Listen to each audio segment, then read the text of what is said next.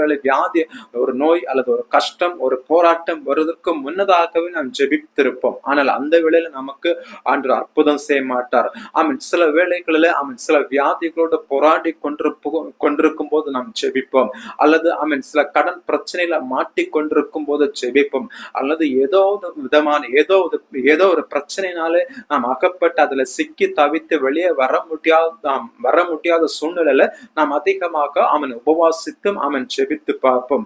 அந்த நேரத்திலும் பல வேளைகளிலும் ஆண்டவர் அற்புதம் செய்யாதவராய் தேவன் அமைதியாக மௌனமாக காத்திருப்பார்.